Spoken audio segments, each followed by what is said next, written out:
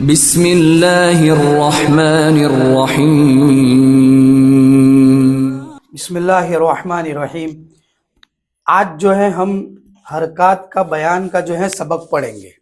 حرکات کا جو سبق ہے اور اس کا جو بیان ہے اس کو سمجھنے کے لیے سب سے پہلے ہم دو تین چیزیں سمجھ لیں. زبر زیر پیش کو حرکات بولتے ہیں. کیا بولتے ہیں؟ زبر زیر پیش کو کیا بولتے ہیں؟ ہاں.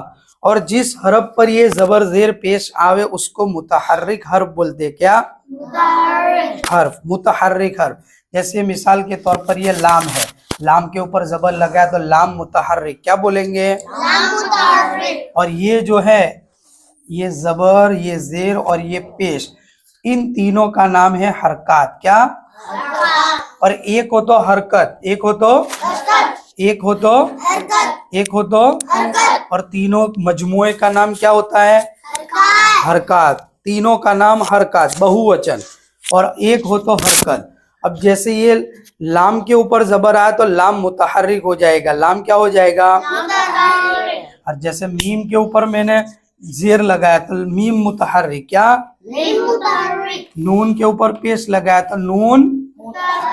سمجھ میں آ گیا نا؟ ہاں. تو پہلی بات، زبر زیر پیش کو کیا بولتے ہیں؟ اور جس حرف پر یہ زبر زیر پیش آوے اس حرف کو کیا بولتے ہیں؟ جس حرف پر آوے اس کو متحرک حرف بولتے ہیں. کیا بولتے ہیں؟ اور تیسری بات کہ زبر زیر پیش والے حرف کو کھینچیں گے، کھینچے بغیر جلدی پڑھیں گے. جیسے اس کی ایک مثال لکھتا ہوں.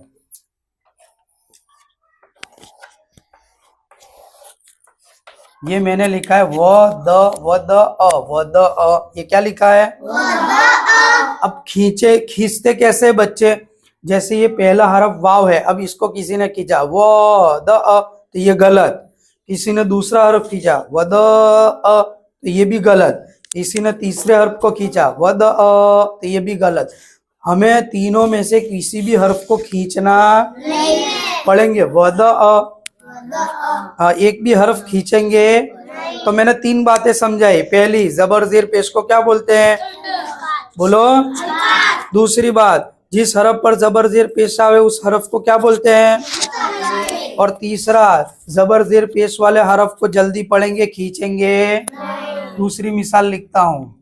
دیکھو یہاں خو شین یا، خو پر زبر، شین کے نیچے زیر اور یا پر زبر ہے.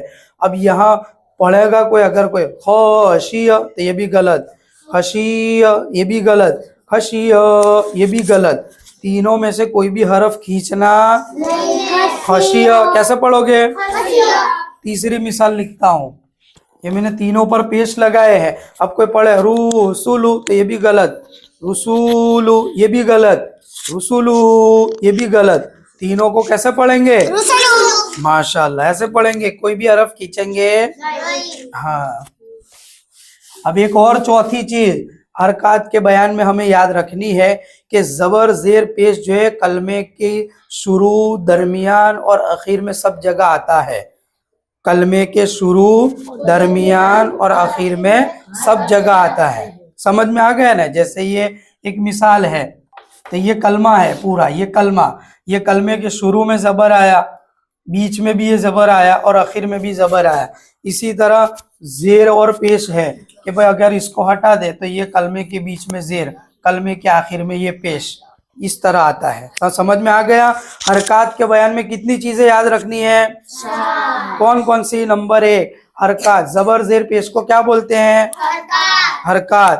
زبر زیر پیش والے حرف کو کیا بولتے ہیں؟ ہاں متحرک. کیا بولتے ہیں؟